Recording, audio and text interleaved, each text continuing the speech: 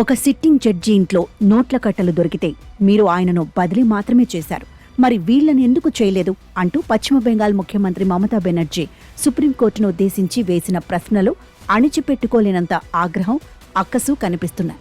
10 ఏళ్లుగా పశ్చిమ బెంగాల్ రాజకీయాలను కుదిపేస్తున్న ఉపాధ్యాయుల నియామక ప్రక్రియ అంతా కలుషితం, గందరగోళం, అవినీతిమయం అంటూ సుప్రీంకోర్టు గురువారం చేసిన నిర్ధారణ తృణమూల్ అధినేత్రికి పెద్ద ఎదురుదెబ్బ.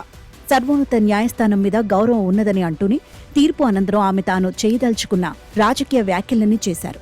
25,000 మంది కుటుంబాలను రోడ్డును పడేసిన పాపాన్ని బీజేపీ, సీపీఎం మీదకు నెట్టేశారు. గత ఏడాది కోల్కతా హైకోర్టు ఇచ్చిన తీర్పును సుప్రీంకోర్టు సమర్థించడం ఆమెకు మరింత బాధ కలిగించే అంశం. ఆ హైకోర్టు తీర్పు వెనుక ప్రస్తుతం బీజేపీ ఎంపీగా మారిన అప్పటి న్యాయమూర్తి ఉన్నారని కదా ఆమె వాదన. ఏడాదిలో ఎంత మార్పు! 25,000 మందిని ఒక్క వేటును తొలగించడం, వారు 8 ఏళ్లుగా ఆర్జించిందంతా నెల రోజుల్లోనే వసూలు చేయడం ఇత్యాది కఠినమైన నిబంధనలతో గత ఏడాది కోల్కతా హైకోర్టు వెలువరించిన తీర్పు అమలును సుప్రీంకోర్టు తాత్కాలికంగా నిలువరించడంలో మానవీయ అంశాలతో పాటు అనేకం పనిచేశాయి.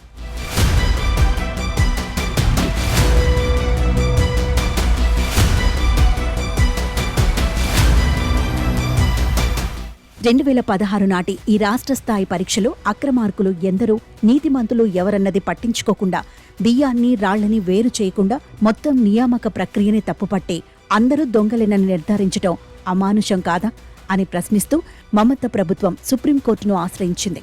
సార్వత్రిక ఎన్నికల ముందు వెలువడిన ఆ తీర్పు వెనుక రాజకీయ కుట్ర ఉన్నదన్న వాదనను కూడా ఆమె ప్రజల్లోకి తీసుకుపోయారు. అభిజిత్ గంగోపాధ్యాయ రాష్ట్ర హైకోర్టు న్యాయమూర్తిగా ఈ కుంభకోణం మీద ఎంత శ్రద్ధ చూపారో తెలిసిందే. ఆయన ఆదేశాల మేరకు వరుస ఎఫ్ఐఆర్లు నమోదవుతూ మంత్రులు, ఎమ్మెల్యేల ఇళ్ల మీద దాడులు జరుగుతూ తృణమూల్ బాగా అప్రతిష్ట పాలైంది.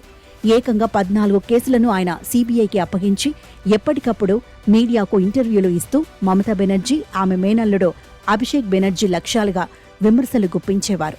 ఒక దశలో సుప్రీంకోర్టు రంగప్రవేశం చేసి ఆయనను నిలువరించాల్సి వచ్చింది కూడా.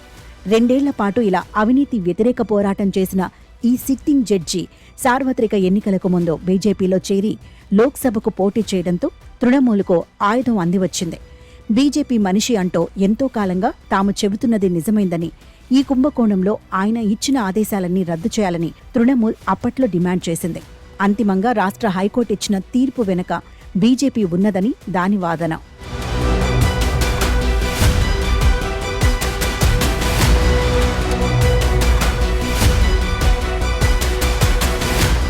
విద్యామంత్రి పార్థ చటర్జీ సహా పలువురు నాయకులను జైలుకు పంపిన ఈ కుంభకోణంలో బీజేపీ, తృణమూల్ నాయకుల పరస్పర ఆరోపణలను అటుంచితే కోల్కతా హైకోర్టు తీర్పును సుప్రీంకోర్టు ఆ మరుసటి నెలలోనే నిలిపివేయడం వెనుక ఈ కేసుతో 1,50,000 మంది జీవితాలు ముడిపడి ఉన్నాయన్న విచక్షణ కూడా ఉంది.